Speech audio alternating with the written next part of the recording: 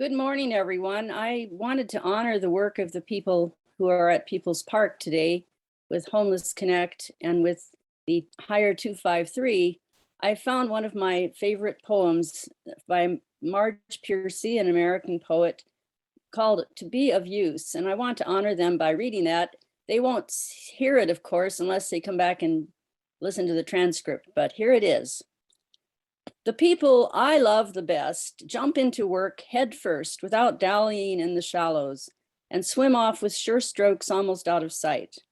They seem to become natives of that element, the black, sleek heads of seals bouncing like half-submerged balls. I love people who harness themselves, an ox to a heavy cart, who pull like water buffalo with massive patience, who strain in the mud and the muck to move things forward, who do what has to be done again and again. I want to be with people who submerge in the task, who go into the fields to harvest and work in a row and pass the bags along, who are not parlor generals and field deserters, but move in a common rhythm when the food must come in or the fire be put out. The work of the world is common as mud. Botched, it smears the hands, crumbles to dust, but the thing worth doing, well done, has a shape that satisfies, clean and evident. Greek amphoras for wine or oil, Hopi vases that held corn are put in museums, but you know they were made to be used. The pitcher cries for water to carry and a person for work that is real. So welcome to our opportunity to be of use with one another and with the people who are most in need of support and recognition for the valiant lives they live in the midst of real dangerous situations.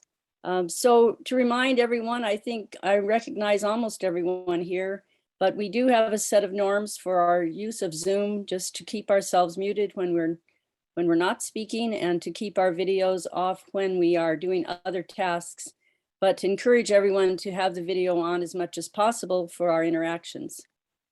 Also, we ask that you use a raise hand feature on the Zoom, or if you don't get recognized, wave about madly. That would be a good way to get attention too. In terms of our interactions, we have focused on a number of things that we need to pay special attention to lead with equity and figure out what exactly that means. It's not a specific practice that's described in that norm, but it's a quality that we want to assure ourselves to pay attention to and to be aware of power dynamics, thinking about when we speak and how often we speak and encouraging others to speak. So with that, if there's anyone here who is here for the first time or who's returning after some time away, it'd be great to have a brief introduction to let us know that you're here, what group you may represent. So if you are new, just unmute yourself and let us know. Hi, I'm Jim Warnock. I'm the vicar at All Saints Episcopal Church in Tacoma. Welcome, Jim. I know you from another context, so welcome to us. Thank you. Jim's Hi. also the League of Women Voters.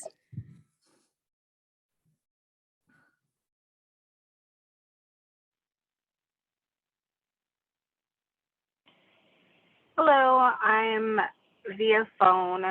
I'm not new, but I'm returning from maternity leave. My name is Sarah Williamson from Tacoma Rescue Mission. Welcome back, Sarah. It's great to have you. Thank you.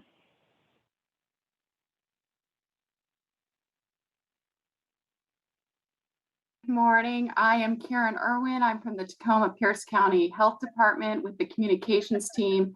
Happy to be here. And Rosemary, I'm going to be looking up that poem because it was beautiful. Thank you for that. Great way to start the Friday. Well, good morning and welcome, Karen. Thank you.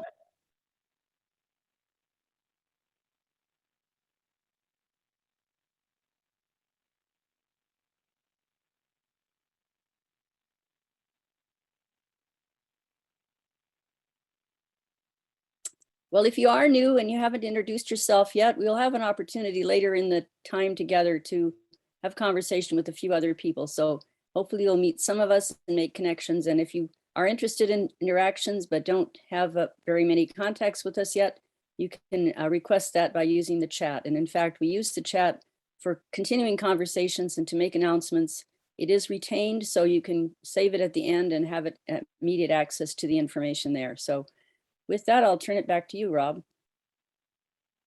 Thank you, Rosemary.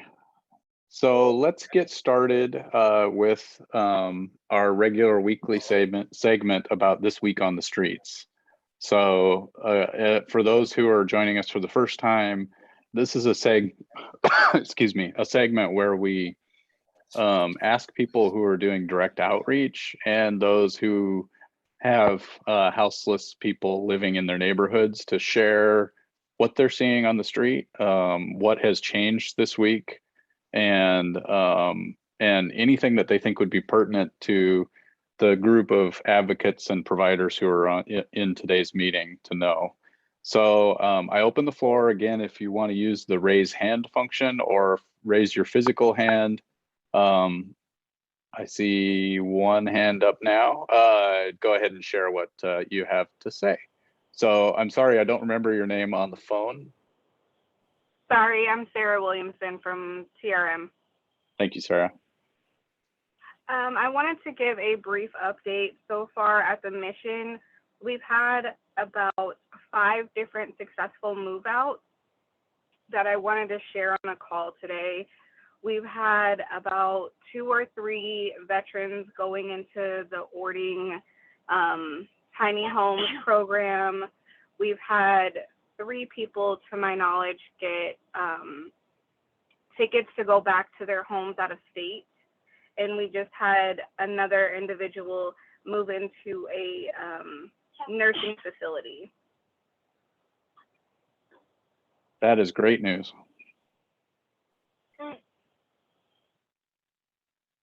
All right, thank you for sharing that, Sarah. Wolf, I see your hand up. Morning, everyone. Hope everyone's doing well. I'm Wolf from the Serve the People program. We were serving around Hilltop this week on Tuesday and Wednesday. It was actually our first week serving, being in operation fully. We got a chance to talk to people, hand out some important supplies, mostly around Hilltop. We talked to folks at the 8th and Yakima encampment, where the sweep is going to be on this Tuesday. It seems like a few people were getting connected with shelter beds and a few people had plans to move, but a lot of folks did not have any plans on where to go yet.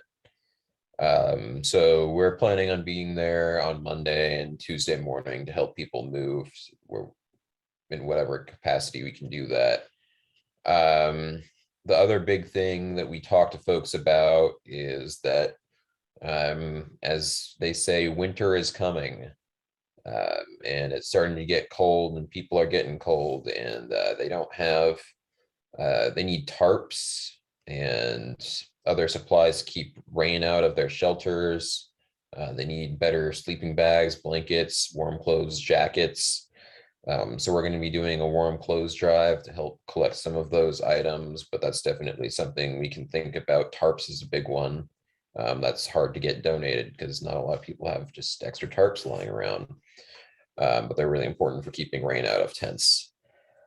Other than that, it's going to be a lot of work, especially with this sweep coming to help folks move. If you'd like to support us, you can donate on over Venmo. It's STP_Tacoma. Anyways, thanks, y'all. Thank you, Wolf. Jeffrey. Last night I was up at the 11th and Yakima site. They are going through a sweep this morning. There were 4 campers there. After some long conversations with the 4, each one of them found an encampment that they will be moving to. And some of them moved last night.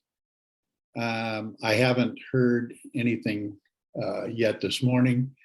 I will swing by there after this meeting. Thank you.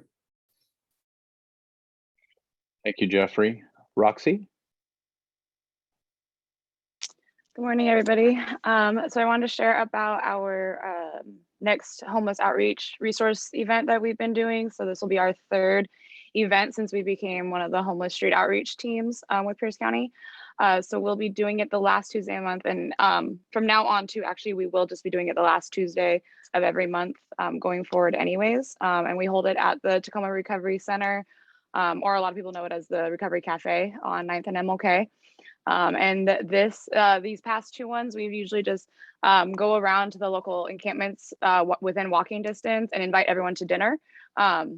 And so we'll do like a nice barbecue, and then we have all brand new clothes set out, all of our resources from our agency, usually like cell phones and like hygiene things and stuff like that. But this next one will be a vaccine clinic. So we'll have all 3 vaccines. The health department is going to provide us with those home testing kits too. So we'll be able to do them at the Recovery Cafe, maybe not that same day, but be a site to be able to do that. And then still waiting to hear back if the mobile showers will be there. And then we'll still have our like shopping center and hygiene kits and everything.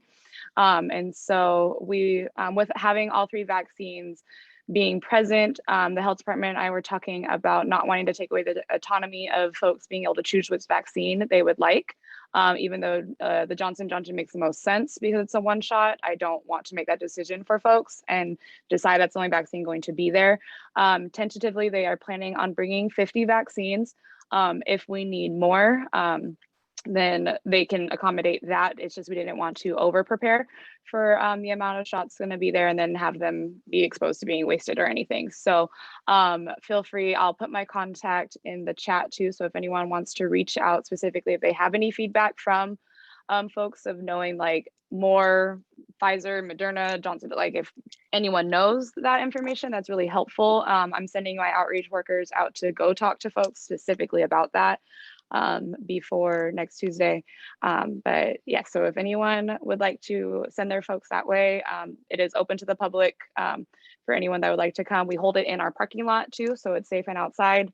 And yeah, it's been really good. And it's in the evening as well. So it's 5 to 7. So it's right around like dinner time. So that's how we kind of like phrase it as like, come have dinner with us. So. Fantastic. Thank you, Roxy. Maureen? And you're muted.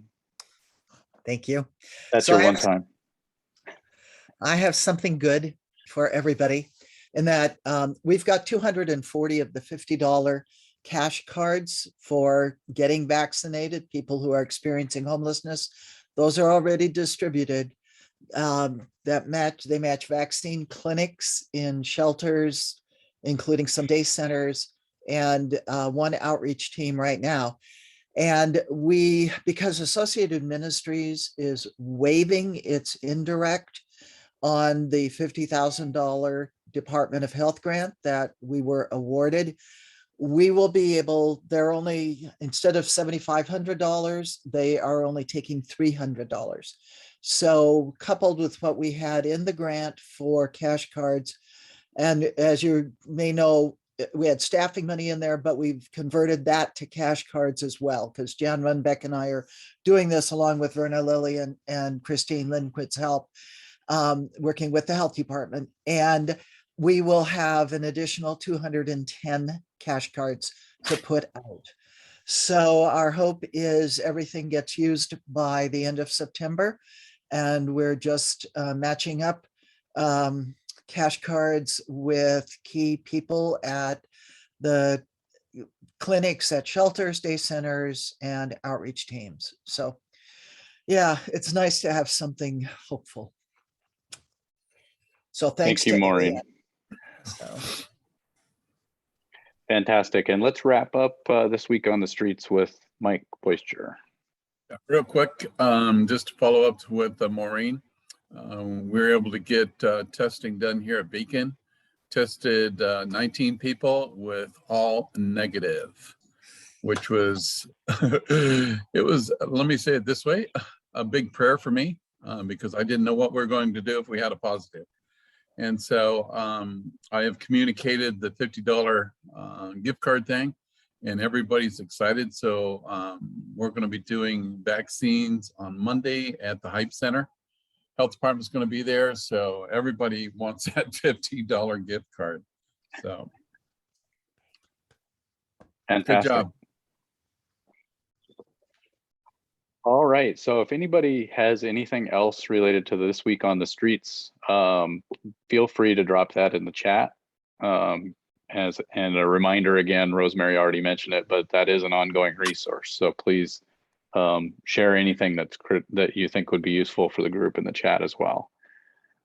So the next item on our agenda is our regular weekly segment about introducing organizations so that we can make sure that coalition members can effectively connect with organizations in the community. And today we're featuring the Multicultural Child and Family Hope Center and Roxy. Good morning. So I'm Roxy. I work at the Multicultural Child and Family Hope Center. It is primarily a nonprofit preschool and childcare center in the Hilltop area, so right in the heart of Tacoma, right across the street from DSHS.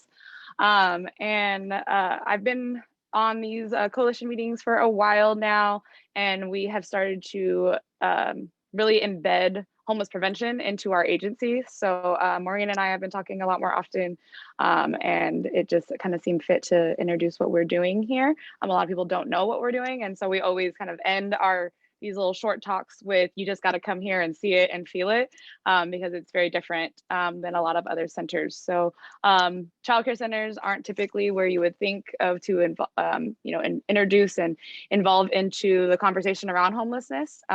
But the programs that we have, so we don't have just childcare. We have about 28 other programs as well under the Multicultural. The Recovery Center, Tacoma Recovery Cafe, is one of our largest programs that people also are very familiar with. So our childcare programs, we have Early Head Start, Early ECAP, which are our birth to 3 programs, and our ECAP program, which is 3 to 5 or until they're ready for kindergarten. And so with those programs specifically, we focus on families that are low income, and so it is free preschool for families that are low income, have high risk of vulnerability, or have experienced CPS or homelessness in the past.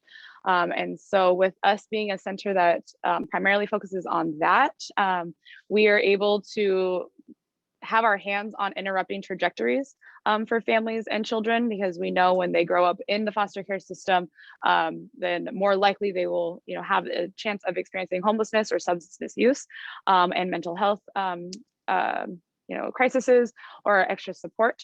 So with us being able to have our hands on the earliest years, we know that we're building foundations for folks. And then with that, we have a really interesting relationship with our families. So we serve about 300 families out of our center. I am one of the family supports, and so I'm like the first point of contact for a lot of families. And families that typically, especially families of color, typically do not trust systems inherently. So with us being able to provide a very different feel. So even like when I was sharing about the outreach event, right, I said that we go and we invite people to dinner. And so it's naturally a family feel. So when people talk with us, they share about information that they would not always typically share with a system, right? So I hear a lot more often of families that are kind of hiding in homelessness, right? So a lot of people that have young children are not just openly out on the street, right? So, but they are very, very much experiencing housing instability and homelessness. But they're able and they are comfortable enough to share with us that that is what they are currently experiencing. And don't have the fear of us calling CPS on them, because a lot of times that is what is stopping people from opening up to services, because they are in fear that because they are homeless, they will also lose their children. And then I'm able to provide them the knowledge and education around that homelessness is actually not a credible reason to ever remove a child. And a lot of folks do not know that. And then we also get to know a lot of information around folks when they share about their status around recovery or there's interaction with substances, because a lot of times that is definitely a topic that parents will not willingly share with a child care center because of the fear of their child being removed again. So with us having that natural relationship with them, they know that they are able to share these things and that we come at a lens of prevention. So with us having 28 programs, some of the main ones are parenting classes. So we have Triple P, which is ironically usually only offered to folks after their child is removed and placed into CPS. The triple P is actually tools of how to better interact with your child so they don't get removed, but parents don't have access to it until they are removed. So it's a little bit backwards. So we were able to get our staff core group of us accredited through the health department with their initiative to try to have more agencies of color be represented in parenting classes. Because I don't look like the typical person who you would think that would be running a parenting class for you. And so we are able to offer that as a self-referral or to our parents that we just know, like, hey, like, we know your child really well. We know you know your child really well. So like we explain to them what triple P is, and then we're able to offer that to them without the fear of being involved in CPS. And so those kinds of things, because we know if we keep a family together, more likely a family will stay housed. And then we also have programs like Safe Care, where literally our Safe Care provider goes into the home and shows them how their environment can be safer so that they will not end up in a CPS case. We also have, so we have the Recovery Cafe or the Tacoma Recovery Center. And then from that, we created a recovery home for women and children. So that is located right behind our community hall. It's tucked away and it's pretty quiet, and a lot of people don't know about it because we kind of just stay low key about it. We haven't had any problems there. And we like to house women that are a little bit deeper in their recovery because we don't have a house mom in there. We don't have someone there all day long, and people are more so in there at an independent level there. But we have had every mom that has lived there that a part of her journey has been to be reunified with her children has happened. So we've had 100% success rate with women getting reunited with their children or keeping their children in their homes, and if they are fleeing domestic violence. So we have that home, and then we also have a tiny house village that a lot of people don't know that we have. So we are a partner with Bates and with their tool center, which is now called the Tacoma Job Readiness Program. And every quarter they were building a tiny house and they were donating it to our center. And so that's been a program for about 4 years now. And since then we have had everyone exit out of our tiny house village into stable housing. We've housed everyone from a family that was, I think it was like 7 people or so, which we don't ideally like to put in there, but it was a very cold winter night right before Christmas time. And their option was either outside or outside of our daycare. And so we put them in a tiny house and we're able to get them housed. And then we've gone all the way to now we are actually housing all youth in the homes, which is a really cool like vibe of the tiny house village now. And so they are able to overlap into all of our other programs now. And so that's kind of what we do at Multicultural is we see a need and then we see where someone can kind of waterfall into all of our other programs as well. So they get that true wraparound service, and it's not we know which provider in the community can offer you this support. We try to bring as much as we can to Multicultural directly so that it's not this wild goose chase of like, I hope that this service works out for you.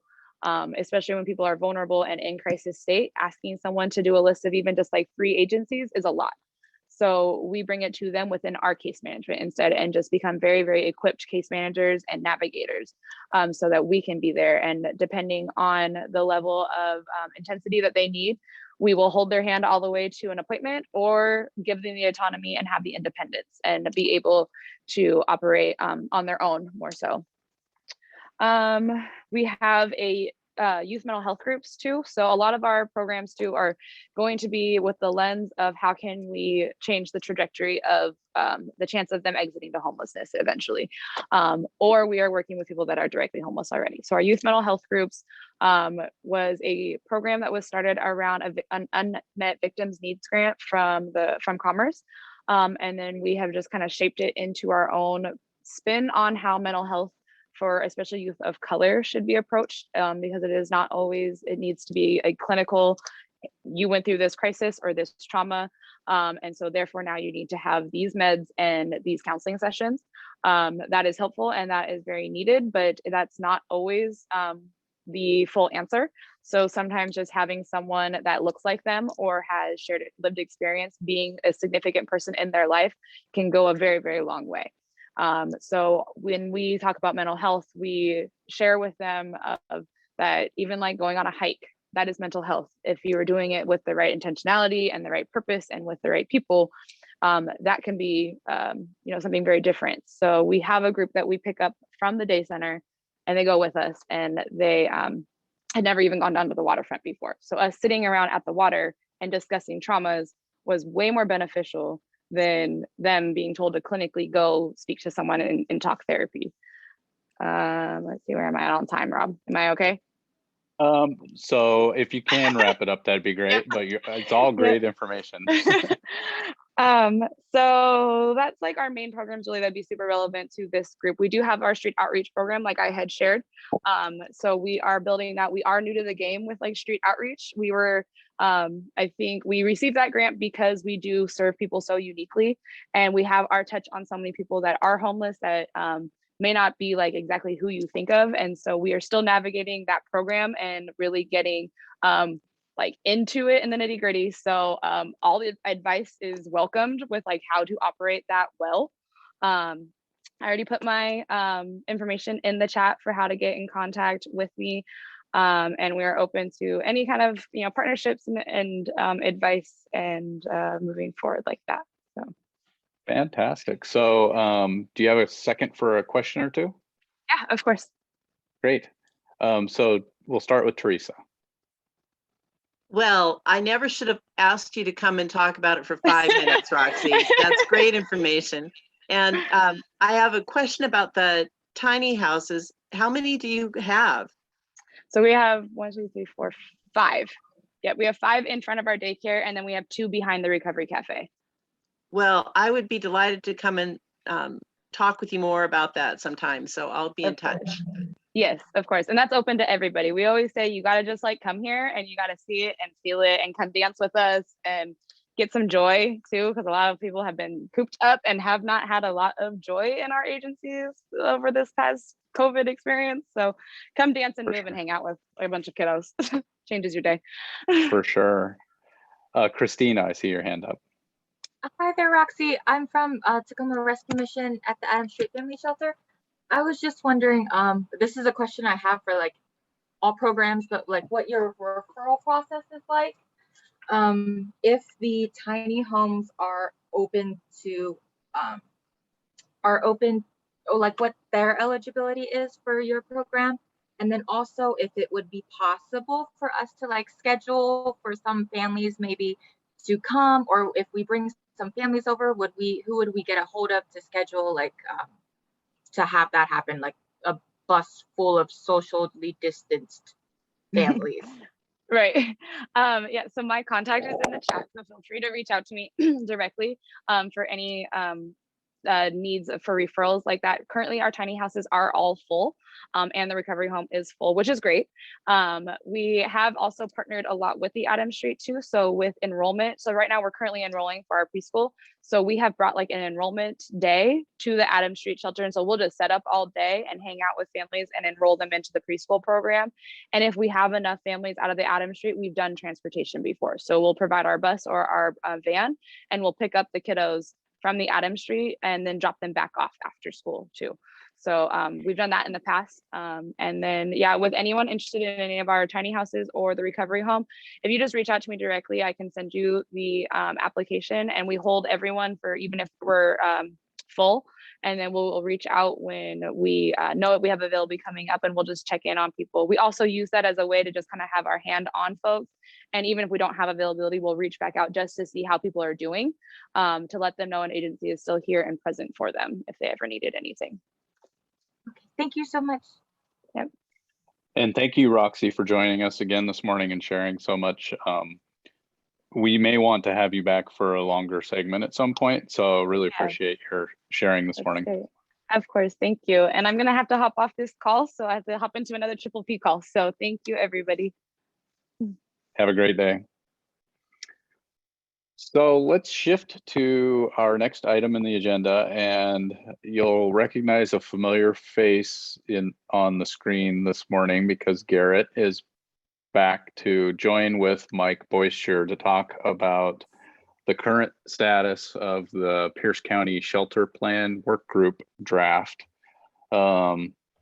I know the shelter plan work group met yesterday. I was a fly on the wall for that meeting. And we wanted to make sure that folks are aware of where that work is at right now. And then we will follow this up with a breakout session afterward. But I will turn over the floor to Mike to get us started. Oh, thanks, Rob. You just took all my notes and you communicated them.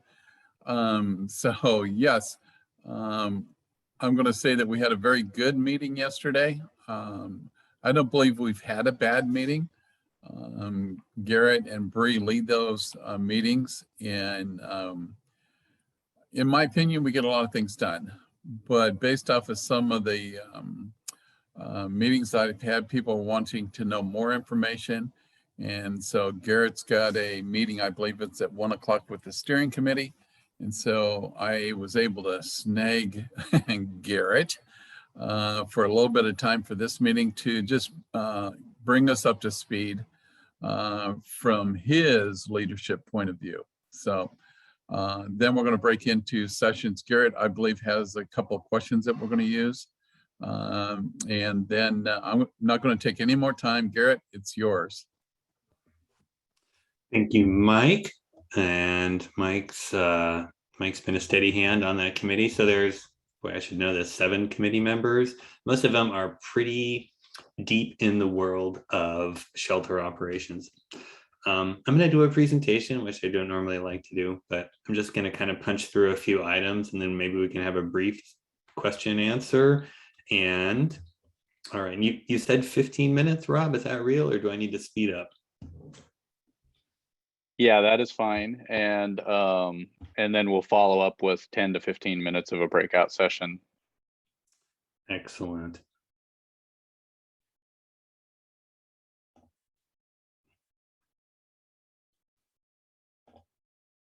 All righty. Pretty pictures. This is obviously someone else's work in a PowerPoint presentation. Mine are never thematically composed this way. So, so we set all this in motion, right? We being the Homeless Coalition, and we talked the county into putting some real effort into a plan to end homelessness and a effort to shelter everyone by November 1st, right? So how is this different than other plans to end homelessness, right? This time, we're not trying to do what's possible. We're not looking at making our systems work a little better. Like, we've had plans like that and they've been good and we've done good things from them. But this one is different because we are looking at every need in the community around homelessness, around homeless prevention, and putting a plan together in order to meet all that need. And we know that there's not enough money in the community now, but you don't get what you don't ask for. So the idea is we put this large plan together, figure out the funding needs, and then start aggressively working to get that funding from local government, state, federal, philanthropic, bake sales, everything's on the table. And the second effort is to get enough shelter for everybody by November 1st. And I keep saying November 1st, and I try to keep a straight face, but things move slow in the real world. So we'll talk at the end about what we do have coming online by November 1st. But spoiler alert, sadly, it's not going to be enough. But we're on a pathway to have more shelter than ever, and a pathway to get shelter to everybody. So that's the story I'm telling, and I believe it. So we kind of have been paying attention to what we've been doing. We've been trying to get a good count that we all believe in about how many people we need to shelter. So we're talking about 3,300 people experiencing homelessness in Pierce County. Like any number, it's an approximation. I can argue it being lower or being higher, but that's kind of where we're settling in at. And we'll find out, hopefully, how close we are. And we have about 1,000 shelter beds. So that means we have about 2,300 people living unsheltered in Pierce County. And again, we will find out how real that is as we roll shelter out. And they put all these words on these slides. It's like I need like 12 words on a slide and no more. I'll send you a copy of these slides. You guys know where our shelters are, right? They are concentrated in Tacoma. We have some things like safe parking in Puyallup. Yay, the people that make that happen. Ording, right? That's kind of our outlier shelter. That's just for veterans willing to live clean and sober in Ording. But an amazing facility. If you've never toured that site, it's a tranquil place and an important part of our system. But really, and the person that made this map didn't even put Keep Peninsula on the map. I have to have a chat with them about that. And so, you know, our Tacoma-centric view extends in many ways. And then this is a map, which is an interesting one. And people are very careful about shelter data. So this is a map of known homeless encampments from a couple of sources, from the city of Tacoma, mostly the city of Tacoma Public Works and from Pierce County Public Works.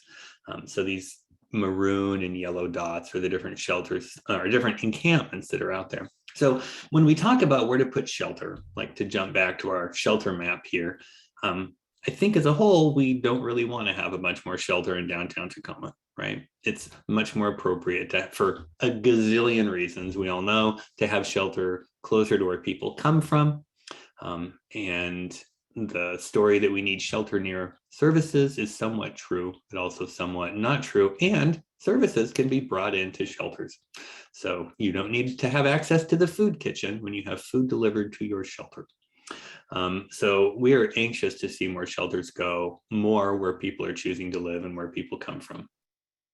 This encampment map, both of these are maintained by the public works sides of the county and the city. And so they're kept up to date all the time.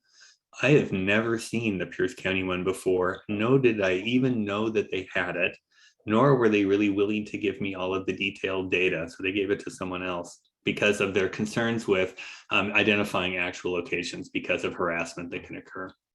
And those are really legitimate thoughts. And so, but it's new for them to share. So data sharing's hard when you don't know how to do it. And, you know, I'll throw some more sides in. Like there's some elements to how like the county works and how the city works that are interesting to me, that working together isn't something that they have a lot of experience with, like in a really integrated way. And that developing that isn't about deciding to do something. I think it's going to be a lot about developing that skill and learning how to really collaborate and be vulnerable, right? Holding cards close is really natural. Anyway, so to respond to that question, this is data that's probably really well updated. And I don't know how we get that information out to other people. So that was helpful. So yeah, shoot me an email if you have a use for this data, and we'll figure out how we can meet the needs of using this data at the same time protecting the people living there, right?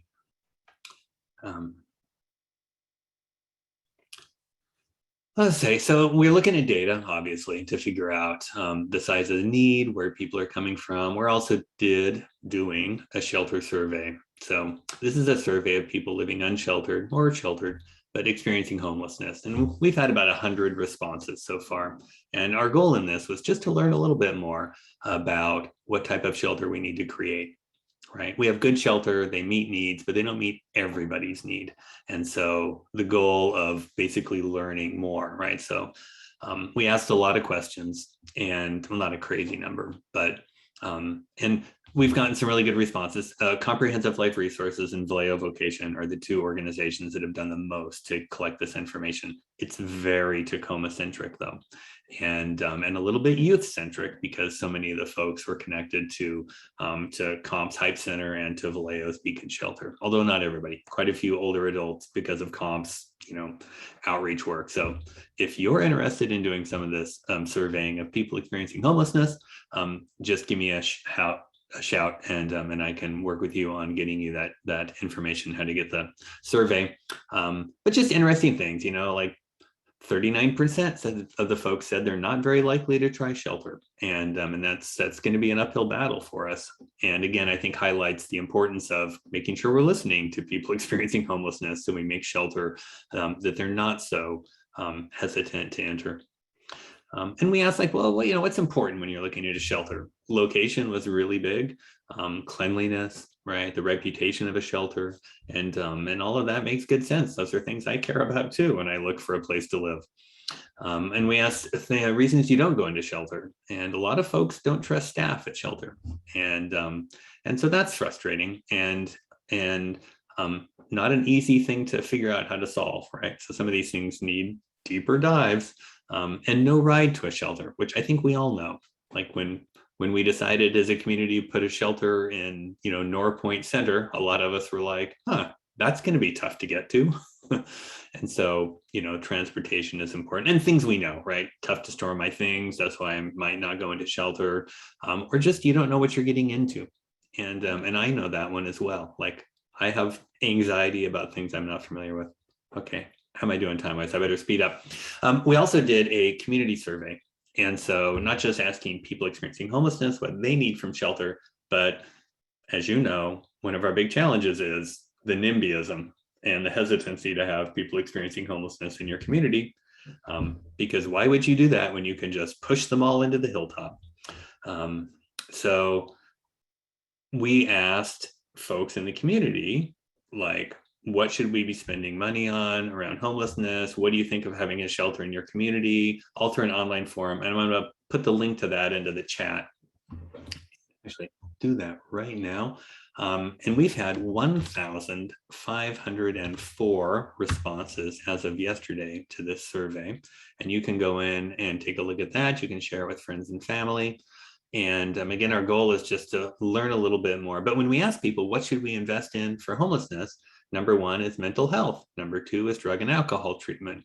And I think a lot of that has to do with how we're viewing as a community, right, the needs of people experiencing homelessness, right? So our most visible people experiencing homelessness oftentimes present with some mental health issues. And we hear stories and narrations of drug use. We do have demographics of the folks completing the survey. And it's, I might have included some in here, but I can get the full report. Let me make a note. I'm going to send you the full report of both the survey that we did of unsheltered homelessness and the most recent data set from this group. But we asked people, where should we build shelter? And Tacoma came to the top of the list, I think, because that's where we think shelter belongs. And Lakewood came up, which I think is kind of exciting, South Pierce County. So it could be people in Tacoma all said that we should put shelter in Lakewood, and all the Lakewood people said we should put shelter in Tacoma, right? Like I don't know, we can dive into that necessarily, but there really was an openness to shelter in different communities. And I think that's really positive. This is my favorite one. So if you'll remember from this slide here, where should we invest money? Well, in the mental health and drug and alcohol treatment. And then we asked them, who should we invest money in, right? And severe behavioral health needs came fourth on the list, right? So I definitely want my money to go to people that have these needs, but I'd much rather serve families and children. And I think that's one of the real interesting parts about how we think about homelessness, right? There's people we really think are deserving of our support and our help. Our veterans, our women and children, people fleeing domestic violence, the people we can identify much more easily with, as opposed to the them of those that have behavioral health needs, right? That we have more difficulty identifying with, perhaps. And so, do we use that to inform what we do? Well, yes, we do, but it may inform how we spend money, but also how we work on, working with the coalition and on hopefully joint education campaigns and, the amazing work Teresa's, and I don't know what crew you have putting together your weekly talking points, but those things are just so vital to slowly help people to hear the message over and over again. Okay, here are a bit of demographics. So, and this is my favorite one, is that about half of the people that responded themselves or had a family member that experienced homelessness. And I guess I should stop being surprised at how many people have homelessness touching their personal lives. But that's helpful, I think, to understand where people are coming from. About a third of these folks were Tacoma, which I think is really positive. Like, we're getting a lot of response from different areas. The not so positive part is that they're all old. And I say that because I'm 50 and the largest group's 51 and over. So that's definitely not me. And And that lean might have a lot to do with some of our initial pushes, right? Went out through, council member email lists and things like that, which may lean to people that have more time to putter in county politics. So I'm trying to get that link out about that online open house to more folks. So send it out to your friends, and let's try to have a little bit better representation of the people in the community. I think we might ask some stuff about race, but I'm not sure. You could take the survey and find out, though. This is my last slide, the depressing slide, and being a data guy and to put it all out there guy, and someone that doesn't like to dally in the shallows, as you said today, Rosemary. Stuff's going to be expensive, and this is some of the challenges looking at the relative cost. So again, we're talking shelter here. We're talking about 2,300 beds. We're talking about probably a model that needs around $50, $55 a bed night, right? So that's relative to a LIHI village or what we're running at the stability site. It's probably more than we spend at some place like Nativity House or at the Rescue Mission Shelter, right? Those operate at a scale that's slightly larger, but not dramatically more, right? So this is $20,000 a year, right? Cost to have one bed. And we're looking at some higher costs for a couple of different groups. One of them is medical respite. We want to do much better medical respite than we are now, something accessible to the entire community. So if someone's got, a leg wound that they need to have regularly handled, not bad enough to be in a hospital, too bad to really be served well in a shelter, that putting something like that up, and that's going to cost more. And the other one we really are interested in is that big gap between the behavioral health that can be well served in our existing shelters and the behavioral health that's bad enough to get you into Western State, right? There's a gap in the middle there. And we'd like to see some shelters put up to meet some of those needs that we do not meet now. And again, those are going to be higher cost. And the one that's less expensive, and this is running at the incredibly low cost that Colin currently and Jan currently run the Safe Parking Network at, is looking at extending that. So instead of 15 spots, we have, 315 spots, and looking at perhaps more cost, probably more along the $50 if we're looking at doing some 24/7 RV type sites, right? Again, the cost of security and case management services. And I'm just always going to throw in, we're talking shelter, and shelter is a parking lot, right? That's a bad phrase. Shelter is it's the waiting area in the airport, and we're waiting for the plane, right? Permanent housing is what we really, really want for folks. And so that's what the comprehensive plan's focusing in on, is how do we, develop a system that really can help people exit to permanent housing, right? And we know that, right? Keep people housed, right? Figure out how to buffer a lot of the homeless prevention systems to be, to be effective, getting people housed once they become homeless, more housing. And really, we're using this targeted universalism idea of universal goal of permanent housing, and let's really make sure that the pathways are things that people can do, right? So have targeted interventions that are able to help folks, much like Roxy said, like there's people that are going to come to the Multicultural Center that aren't going to come to other places because they're creating, right, a welcoming environment that isn't, a universal feel, right? There's a group that they're making that welcome feel for. I mean, it's open to everybody, right? But that approach. And again, I already threw that link in to the chat, and you can always get a hold of me. And $20,000 a year per bed for shelter. I don't know if that was a real question or you're just pondering that. And the reason why we're talking about shelter and not putting people into apartments is we don't have apartments to put people into, right? I mean, that's the crisis we have. That's why this is going to be a different plan than a plan that Houston does or that Kansas City does. I got an email from someone in Kansas City saying, oh no, they live in the Northwest. And they're like, oh, my brother lives in Kansas City. He's going to get evicted pretty soon. He's got a fixed income. We were thinking of having him move to Tacoma so we could keep an eye on him better. He can't stay with us.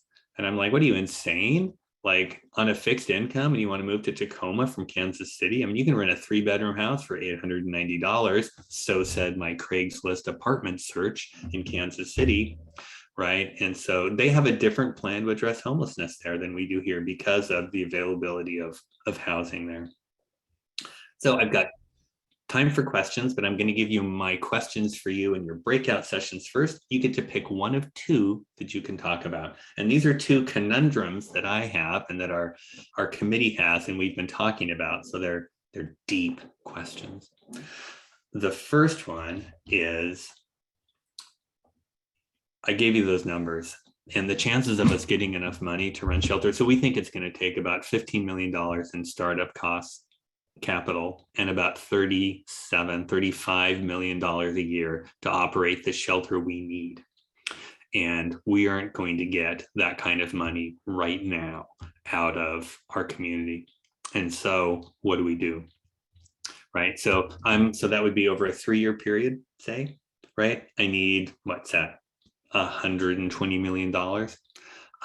We're probably not going to get that, but we're going to get some, right? If I were to guess, right? You can't hold me to any of this, but if I were to guess, I'm going to bet that over the next 3 years, we're probably going to have about, say, 25 million out of the county's ARPA money, say 7 million out of the city's ARPA money. We've got about 12 million unspent in document recording fees from the county. Again, these are numbers I hear. They're not going to be what actually comes out, right? But that's, how come no one's doing this in the background for me? 30, that's like $45 million of one-time funds that we can use over the next 3 years, right? So we're super nervous about using those on ongoing programs because we don't see how we can sustain them beyond that, right? But also, I'm a jump both feet in kind of guy, right? So, you know, maybe there'll be something and we don't need to worry then. But anyway, there's definitely hesitancy on that. And then we have another 7 million coming into the system that is going to be repeated every year from that new $100 that's been added into the document recording fee that'll come to the county. And so if you think like, okay, well, what do I have to work with? And that's like whole homeless system stuff, right? But anyway, so that I'm just trying to give you a little sense of the 100 million we need, and we're looking more at like 55 million, right? So we're going to have to make decisions. So my 2 questions. Question number 1 is, are we better off having fewer shelter sites, but each of those shelter sites is like a full enhanced shelter, 24-hour operations, security on site, access to case management, right? And when we ask people experiencing homelessness, only 1 in 5 of them said that they think they should be self-managed, right? So I put that out there that people are indicating to us that are experiencing homelessness that they would like security of some sort on site. So again, should we be doing that full site, or should we be doing more shelter sites, but have lower services on them, right? So maybe we have in the community some sanctioned encampments that have minimal security. Maybe we do security, but no case management, right? Maybe we do larger sites, right? So we get some economy of scale, even though a 200-person site's a little frightening to think about, right? Because if we have smaller, fewer sites, we can have more safety and we can tailor them better to people's needs. Some people need incredibly low barrier, right? Some people exiting a treatment program are going to need clean and sober, right? Like if I only have 1 site, I can't be both of those things, where I can if I have 2.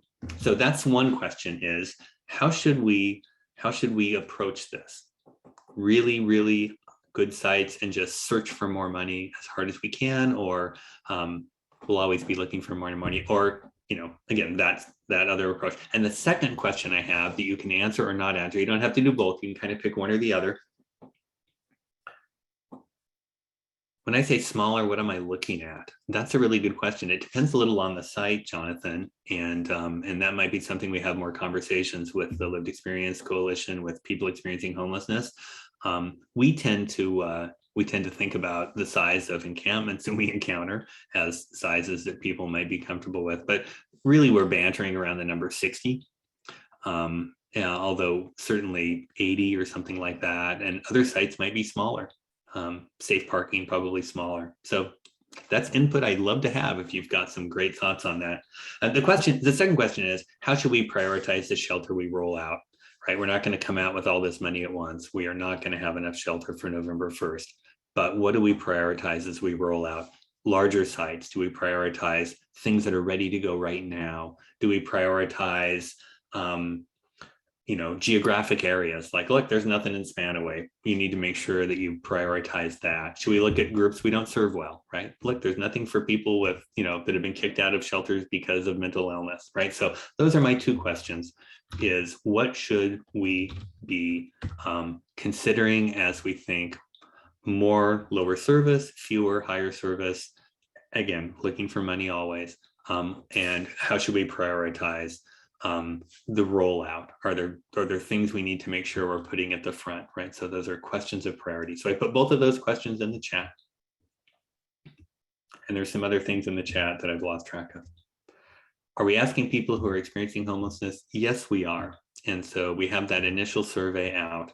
And I think we'll probably be doing some other questions as we realize what additional questions we should have asked, but didn't.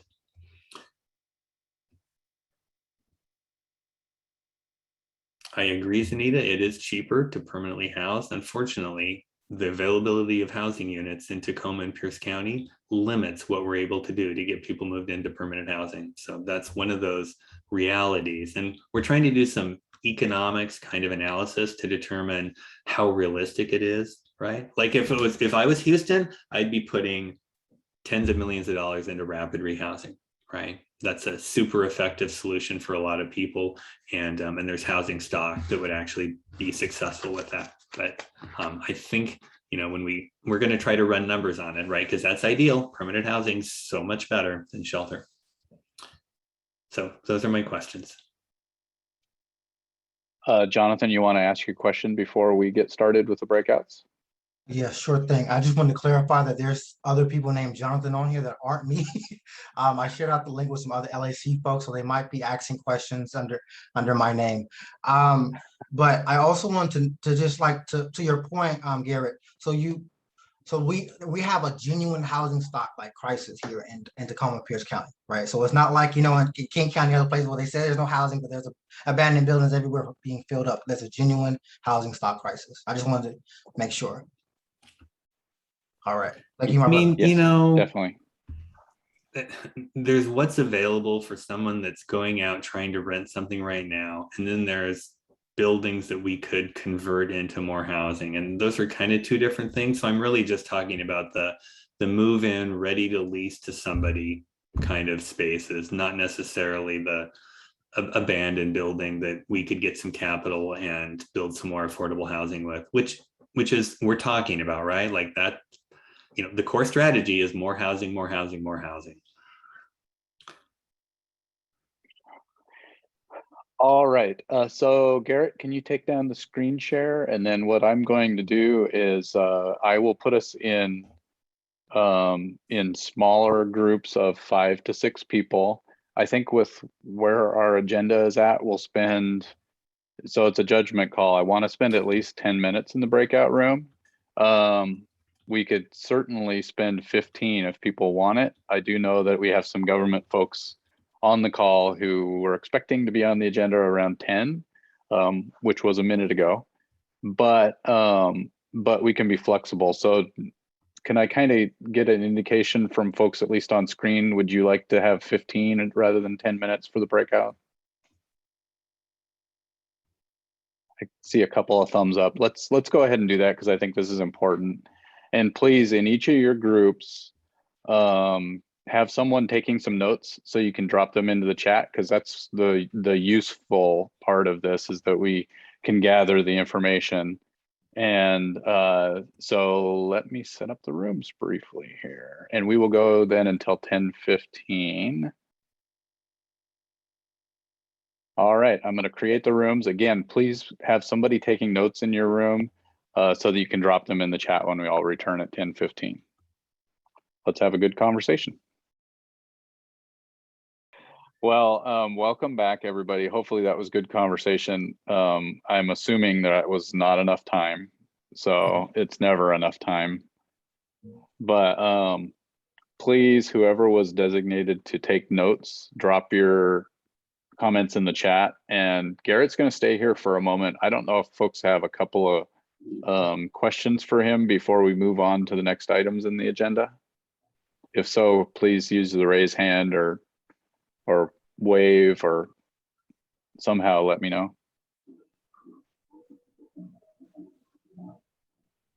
Teresa. So I really appreciate you coming back to your fold, Garrett, and bringing the good information. When you talk about only 1 in 5 wanted to be self-managed, there was another group of people who wanted to be in a space that was lightly managed. What was that? What size of group was that?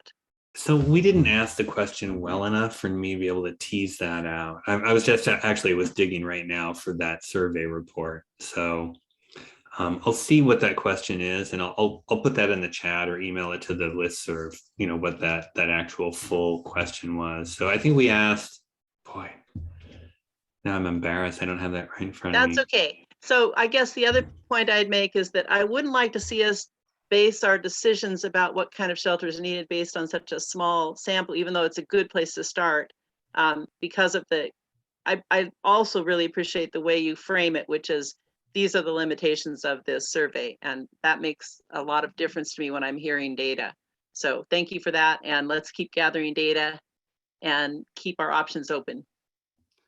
Thanks, I think it's a Teresa. lot of conversations, again, with people experiencing homelessness, with people that spend a lot of time with people experiencing homelessness and have, you know, kind of a sense of things, people that spend a lot of time in encampments. I'm thinking about people like Dakota Fox, you know, that you know, that have a real, you know, they log the hours or call into Forest.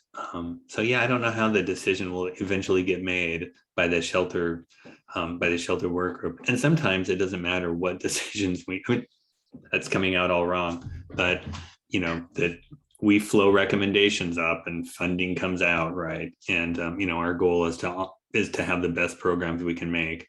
And we live in a world of constraints, right? Financial constraints, policy constraints, but the better we understand what the real needs are, you know, the better we serve our community.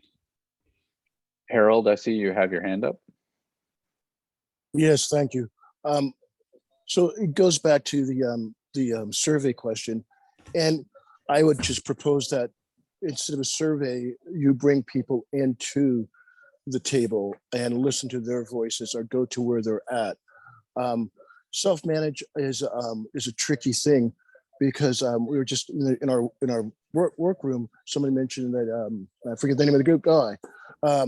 They've been around for 20 years, but also there's self-managers facilities and villages that are very successful if you give them a budget, some good case managers who are dedicated to that place. So the managed can be the village and the people, and making sure things are available, as like services are available to them. And there are people who go through some trainings on how to facilitate, how to best work on not causing trauma. Those are the best self-managed things that I've seen, because I mean, people from the homeless population, including myself, we come from a vast array of backgrounds. So there's doctors, lawyers, you know, nurses, school teachers, a whole group of professionals who have become homeless for no reason of their own. You know, women who are running, and men who are running from domestic violence. Their background is tremendous, but we don't include them enough, not just by surveys, by hearing their voices authentically and true from themselves. And I think that's something to start from as well.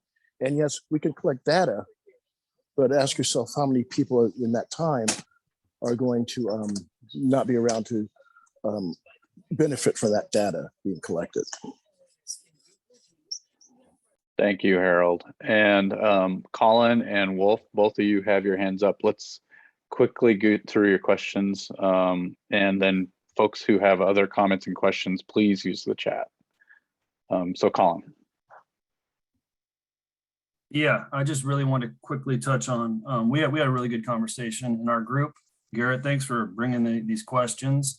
But one of the things that we talked about was self-managed sites. And I think as was just also said, I think one of the challenges with self-managed sites is just, it's not the people in the sites, it's the people outside of the sites, and controlling that size, how you control the size of a site, the predators that are always coming to these sites, and the access in and out of those sites, right? So I think that's one of the challenges always with self-managed sites that I've been involved with, and really getting them off the ground and setting them up for success, right? So really, and I just want to throw out to Garrett, the idea, we always know the cost is the staffing, right? But we also know staffing is very important. One of the ideas that I've always had is floating staff. So say you have each 8-hour shift, you have 4 floating staff to 5, and I'm just going to say managed outdoor sites that serve that are strategically placed and maybe serve a specific demographic, right? And then having those staff throughout the day. So you have 24/7 shifts, but it's 4 staff that float during that time, or 2, whatever that staff looks like. So I would say thinking outside of the box on some stuff like that, because to me, I would much rather have a quality staff for a shorter amount of time and a 24/7 staff that was not as high quality, right? So, and somebody mentioned it, it's also, and that comes with paying our staff some wages where they feel like they actually are quality, which we know they are. So that's a whole nother can of worms, but I just wanted to share that, and thank you. Wolf? Hi, thanks for doing this survey. I just, with results like this, I wish there was more like interpretation, because a lot of times when people, you have, listen, like a spectrum of how much management you want, people see that in a lot of different ways. And when we're asking the question to folks in camps about what level of management do you want at the shelters, that's going to be interpreted differently when we come to the table and start discussing like what management style we're going to do. There's going to be a disconnect between what they see as management and what the people planning the shelters see as management. So I wish there was like more questions around like, well, what does self-management mean? What does light management mean? What does these levels of management mean to you? Also, there's going to be a disconnect around the question on security. So like a lot of people want security, but there's one thing we discussed in our group was that there's a difference between people wanting security where they live and people wanting security guards. Because I've talked to people at camps and they want security, but then they go to these camps where they have, or shelters where they have guards, even at the sanitation station, the guards there, and they hate them. And it makes sense because you talk to the guards for 5 minutes, and the ones that I've talked to, and I try to talk to all of them whenever I see them around at camps that I go to, or sanitation stations or shelters, they hate homeless people. I talk to them for 5 minutes. I don't even ask them their opinion, and they're like, just offer it up, like multiple times. It's been, pretty recurrent issue. So there's also that difference between people wanting security and what security ends up looking like for folks when they actually experience that. Thank you, Wolf. So Garrett, if you can hang around for just a couple minutes, just to see if people drop things in the chat. And of course you have access to the chat, so you'll be able to see what folks talk about. So thank you for coming. Thanks for this conversation. I know we've totally blown the agenda out of the water, but what else is new? So let's move to our government updates. And I think these will be relatively quick. No one from the city of Tacoma was able to attend today's meeting.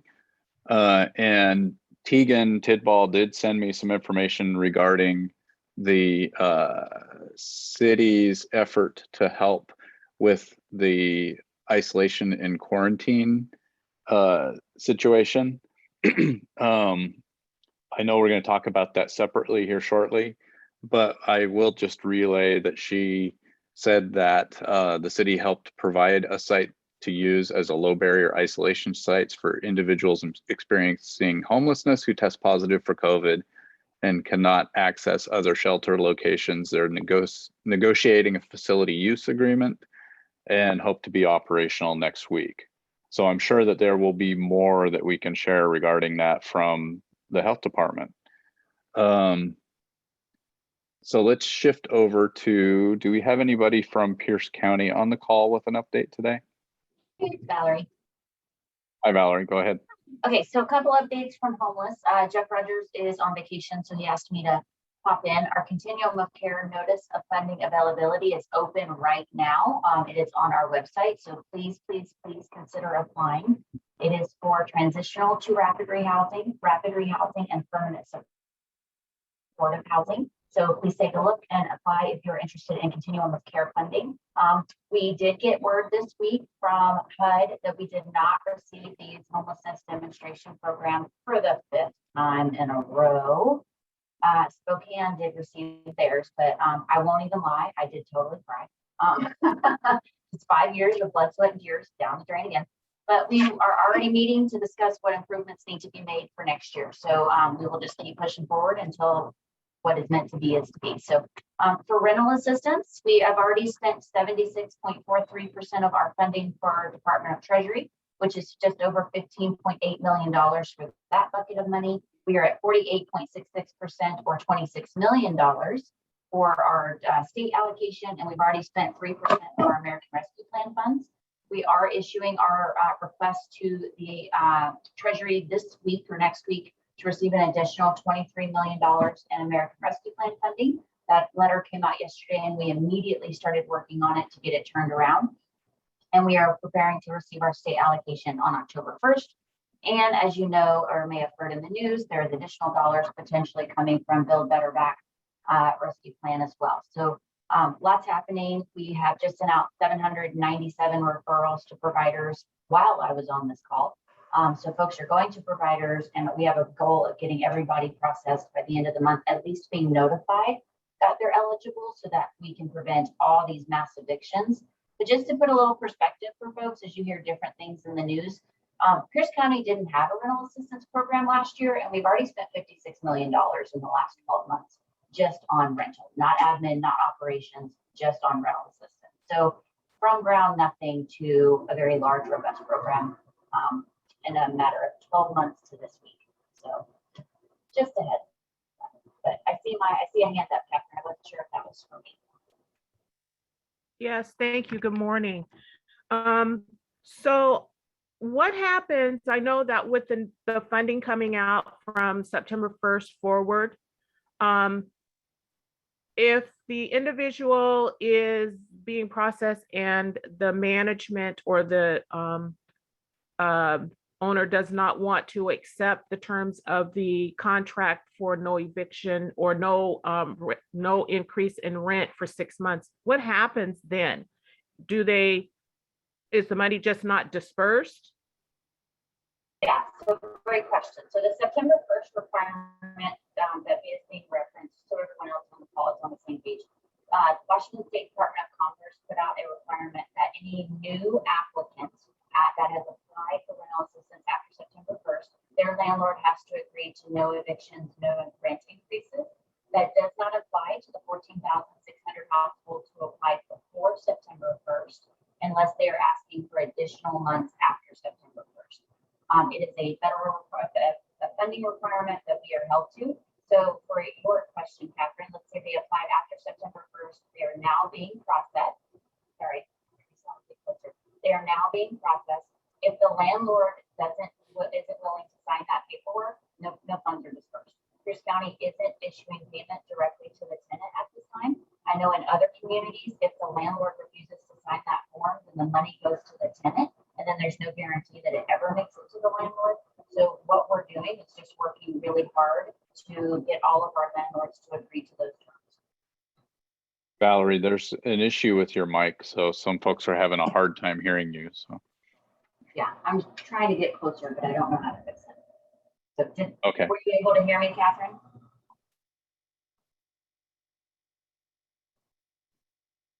I heard the most part of it. Thank you very much. You're welcome. Okay, so thank you for that update, Valerie. Let's move on to any general updates from the Tacoma Pierce County Health Department.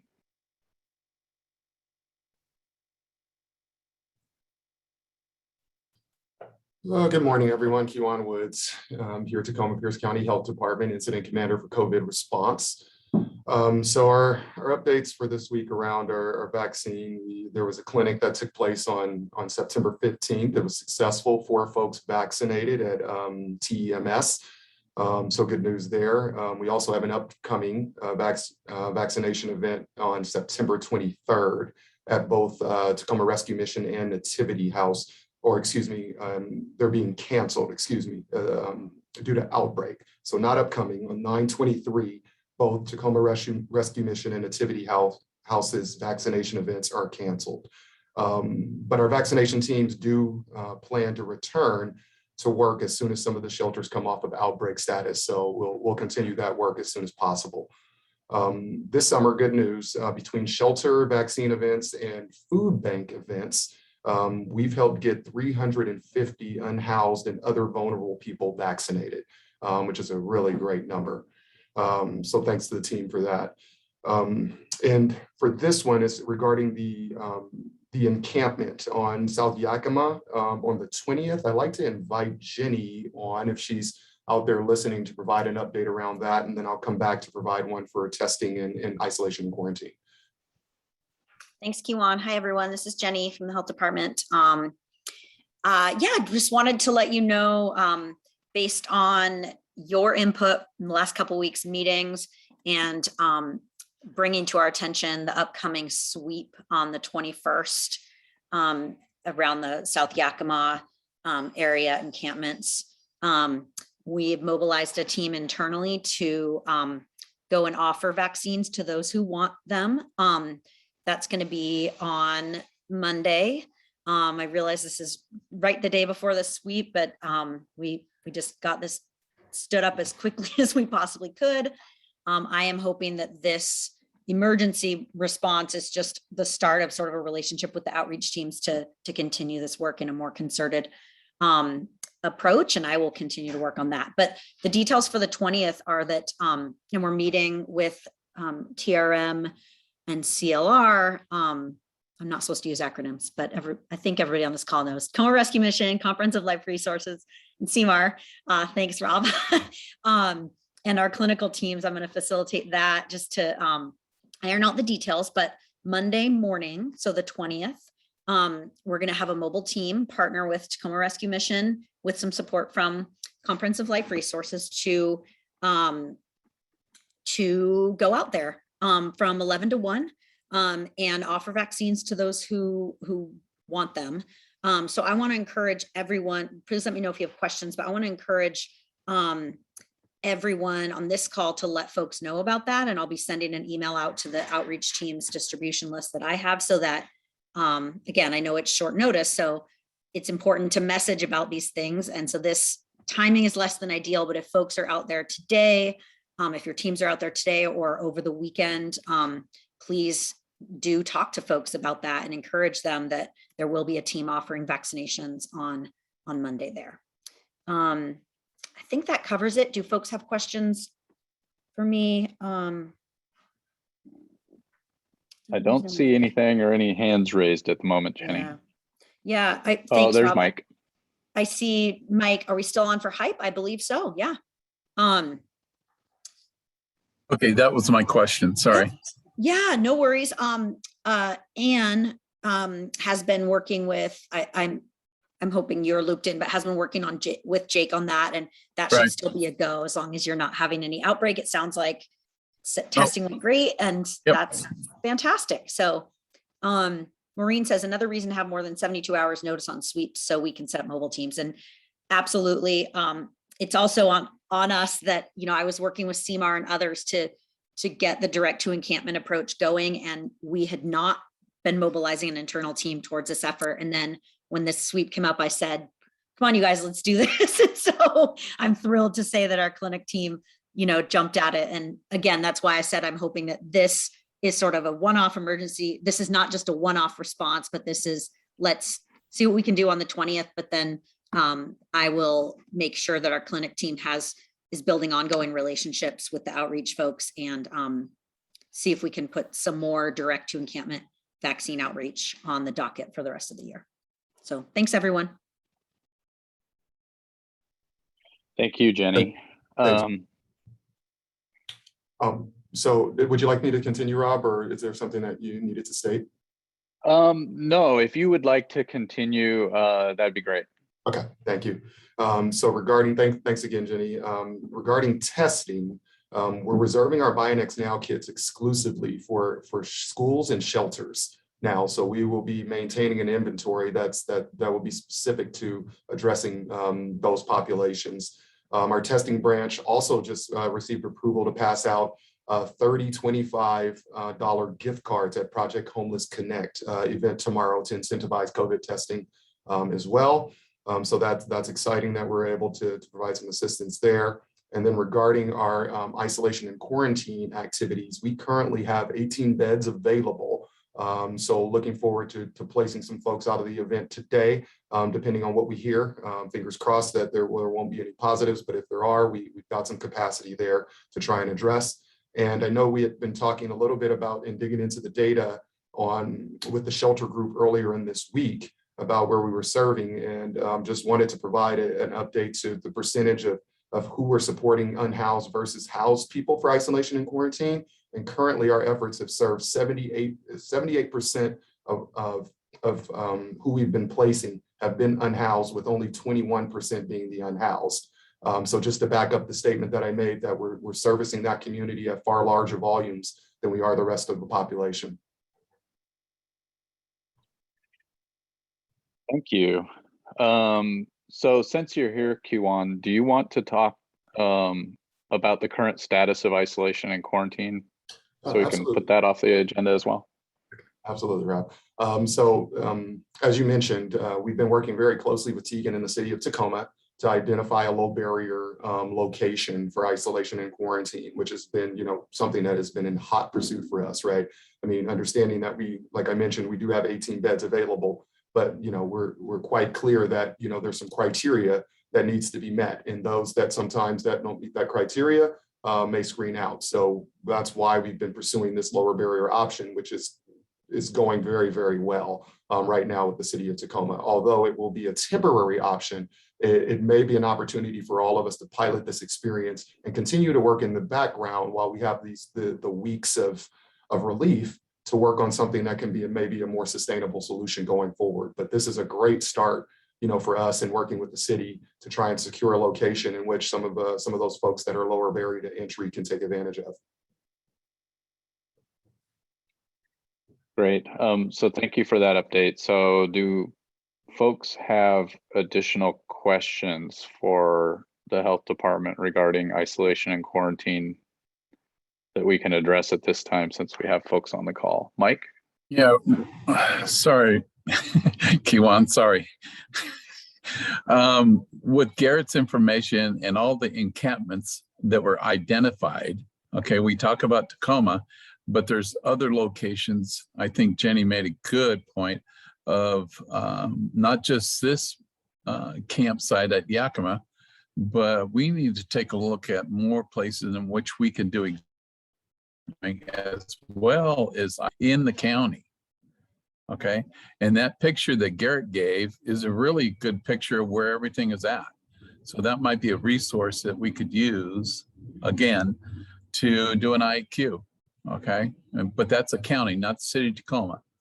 So no, definitely, Mike. I think that's a great suggestion, and we'll be tapping into Garrett's data and trying to work to I guess understand where are the proper places, right, to do things, and that's what's important.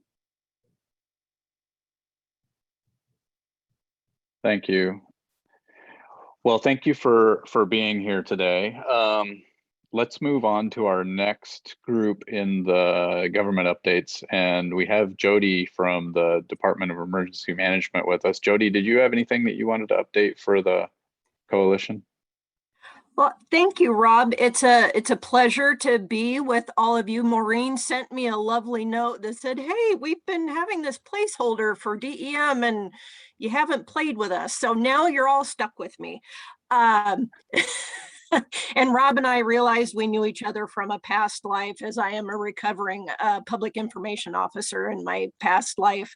It's just a pleasure to be here. And, you know, DEM doesn't come to the table with a ton of staff or resources, but we come with a lot of heart, and we come wanting to listen and learn, and we enjoy being aggressive helpers.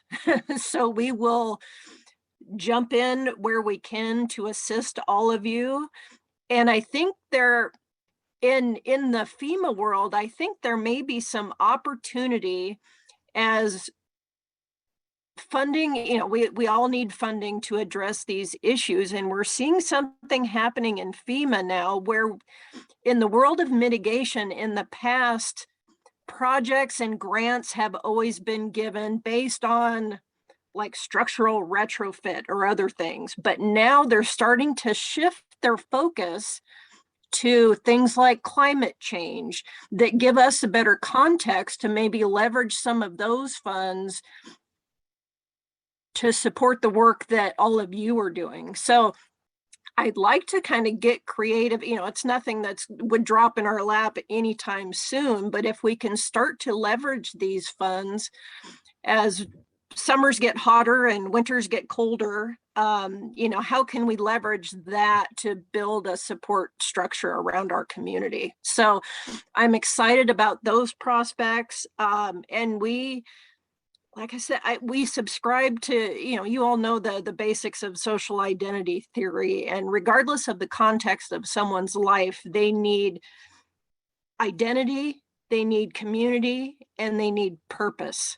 So our mantra is that let's help do that in whatever format we can. So like I said, you're stuck with me. If I'm not available, my leadership staff will participate. You will always have someone with some authority and decision-making capacity. And we want to be here to do all we can to help. So thank you so much, Maureen and others, for the invitation. And we look forward to working with you.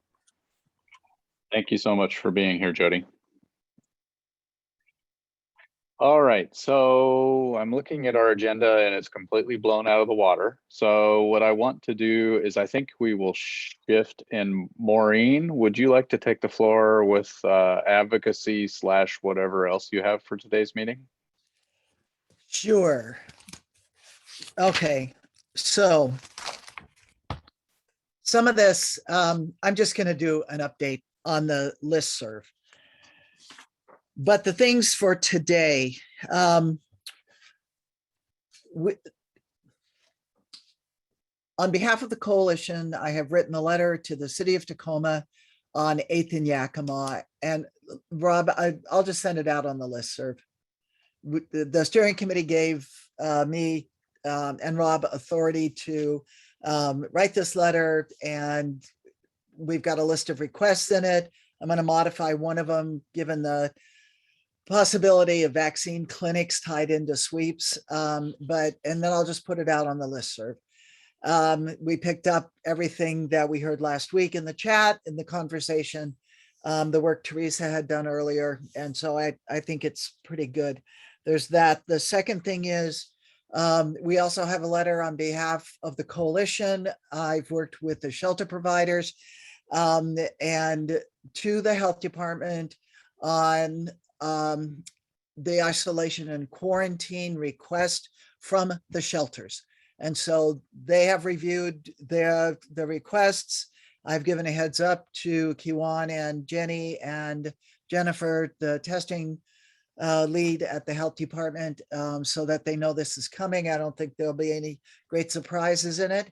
But key for shelters, and those of you who are doing shelters that we don't even know about maybe, but asking for a 24/7 line for shelters that has a human being at the end of it who can provide information, who can make decisions, who can handle whatever that COVID positive situation is, or whatever it is the shelter needs, especially with Shiloh coming on board in about 2 weeks or less even, I've heard. So, so that's key in there. And then the other one that a couple of other important ones are that I am working now with Kim Zacher at COMP and Kathy Littman, the Greater Tacoma Community Foundation, have had conversations. I put a note in the chat. If anybody wants to work on living wages for shelter providers and benefits, let me know. All right. And we're going to bump that up every place we can. We also, on behalf of the coalition, sent a letter to, or a request followed up by a statement, and I'll put this out on the listserv, on behalf of the Housing Committee, Coalition's Housing Committee, on capacity building for organizations that want to either develop or expand their housing acquisition, development, operations, whatever part of housing, including all of these shared housing. We can talk about there's not enough housing stock. There's a ton of housing stock. We have to use it better than we are right now. So we have to make changes in how we're using it. And that's not to say we don't need more, but we have to use everything out there. Rotary 8, I think it's Rotary 8 Sunrise. Anyway, next week they've invited me to come and talk about the comp plan. And I will encourage them to have Garrett come at some later time or somebody else, but as an advocate, that's what I'm doing. And the op-ed comes out on Sunday morning. It'll be online on Saturday, comes out on Sunday. It is not a diatribe against the city. It's a question for the community. Where are people going to go in these sweeps? And what are we who are housed prepared to do? And then the last thing is, please tell me. And it's got my email address. So what else? If you have people who are housed, if they need rent assistance, if they need utility assistance, get them to that portal now, because the utilities moratorium ends September 30th. I just got brought into a conversation with the city about TPU. What possibilities are there? Obviously, they could simply provide relief and just waive the arrears. TPU could. They could use the assistance that's available through Pierce County, the city of Tacoma, and the TPU itself. I suggested bringing people current, so then they would be qualified for the no winter shutoff policy going into winter. LIHI money is out there or will be out there, but that's it's the whole thing about how we keep people housed. Keep an eye on the feds and that budget resolution. If you are connected in any way to any organization, we want that $3.5 trillion budget resolution to pass, because there is housing money in there, including all kinds of other infrastructure money. You know how to find me, mhoward@pchomeless.org.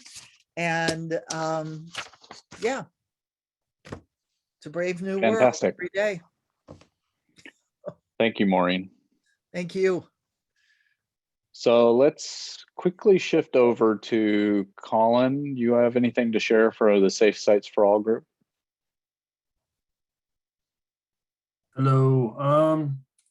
Not a lot. I will look to Jeffrey and see if he has anything. I can just, I don't know if we talked about last week, our safe parking network. We had an incident at the TUUC site. A vehicle exploded basically with an individual in it. Something happened with some butane and it blew the windows out of the car. Luckily the individual, he went to the hospital for a few days. He lived and he's all right. He's out of the hospital now. Unfortunately, he doesn't have a vehicle anymore because that had to be towed. That was a challenge. Since then, we've moved 2 new residents into the TUUC site, so that's great. South Hill Baptist. We actually had a family park there. They were there 2 days and they got housed. They kind of used it as just a safe landing pad for a few days. And they lined up housing. I think it was already obviously in the process. So that program's still going really well. Rise Center, I got to get an update on the Rise Center. Don't exactly know if they're at capacity or not. So keep forwarding along any potential clients. They can just call me. Besides that, I just appreciate the conversation today.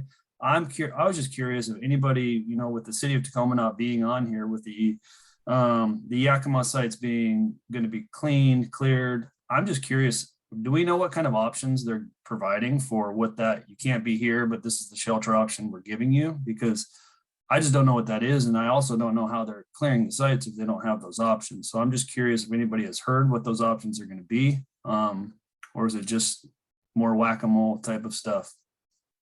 That's all I have. Yeah, Jeffrey, have your hand up. The last I heard that it was construction going on in the private site right there. It's not safe, so they got to move them out. But I have not heard anything about shelter space anywhere to accommodate all those people. So that'll be very interesting to see what that looks like when it happens. Wolf, I see you got your hand up. Maybe you have some info. Yeah, I talked to folks on Tuesday and Wednesday this week when I was there. Tried to talk to everyone about what their plans were for the sweep. I talked to 2 people who said they are getting a shelter bed. I talked to 1 person who's getting into an apartment. And I talked to probably about 20 people there total. The other group did not have any plans, probably just moving a few blocks up the street somewhere else on Hilltop. I'll be there on Monday and Tuesday to help people move, bring boxes, help move their shit. So we'll see what happens. Probably just moving a few blocks.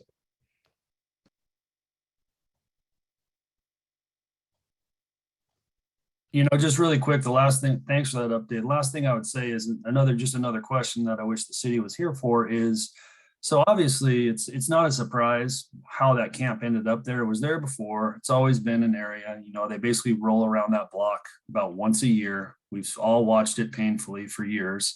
So I'm guessing they'll do more of the same, as you said.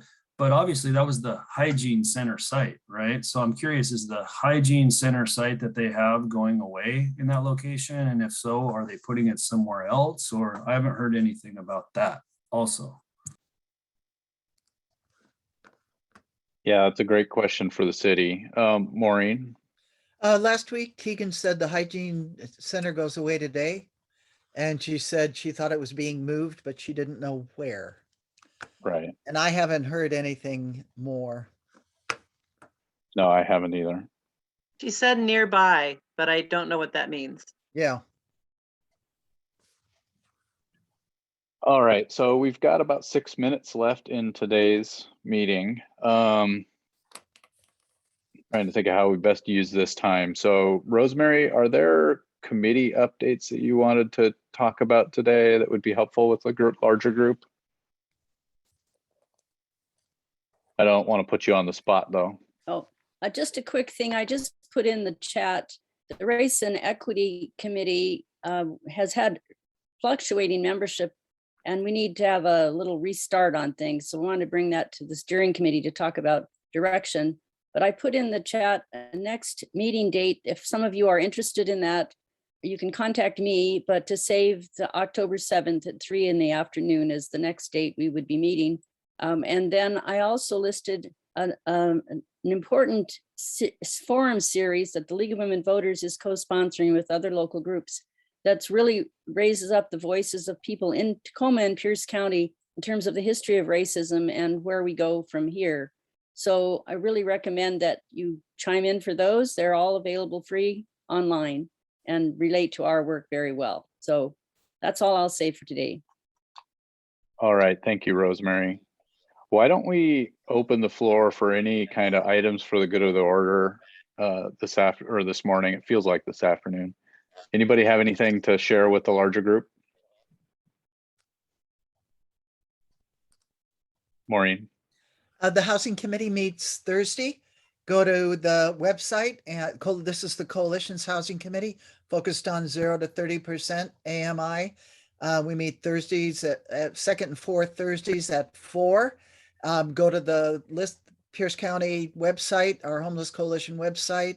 Look for the Housing Committee to register. You can sign up for the listserv. Brian Schmidt, who manages housing for Pierce County Human Services, will join us. And if you have an interest in community land trust, Ryan Mello is charging ahead, and he's got a community meeting scheduled for the 26th, I believe it is. Might be the 28th. I just glanced at it. Yeah, I think it's the 28th, but 28th. So anyway, housing's moving fast everywhere. fast, but not fast enough, because we sure need more of it. Hey, the other thing is, if you are out, check out sites that for the impact of the storm this weekend. Like if somebody would check out under the 11th Street Bridge and see what that looks like, and any other places that would be possible, you think, either for tent cities on platforms or RV parks, anything. So we've got a weather indicator on how viable they really are. Yeah, I wonder if somebody would want to stop by 69th and Proctor and see how underwater that looks when there's actually rain there. All right, so anybody else with anything for the good order? I want to take this rent question. There is no cap on rent increases in Washington state, all right, by state statute. There's no rent control. So the only options are, one, like Valerie was saying, if you are new in the application process for rental assistance, your landlord must agree not to raise the rent for 6 months, or negotiate with the landlord. Yep. I'd just like to note if anybody thinks that the rent increases they're seeing are retaliatory, please reach out to Tacoma Pro Bono. Thank you, Casey. Casey, put your email in, or to Tacoma's Pro Bono, if you would, please. All right, so a couple quick minutes. I always like to ask if folks have feedback on each Friday's meeting. Can you share briefly, either in the chat or raise your hand, what worked well today? What could go better? What are we missing? I'd love to hear. So pause for a moment here and see if folks have anything to offer.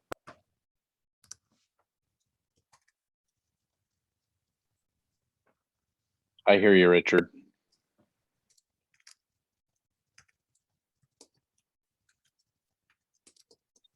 All right, so we are at 10:59. I want to thank everybody who is able to make it today. We did have a slightly smaller group, which is expected because so many people are out at Project Homeless Connect and Hire 253 at People's Park. As a reminder, that event goes till 2 o'clock. So if you have an interest in checking that out, they're up and running right now. And if you have an interest in staying on this call, we're going to take a 5-minute break, and then a group of us who will be working to plan next week's meeting. So otherwise, if you can't hang out, I hope you have a good weekend. Stay dry, stay safe, and we'll see you all next week.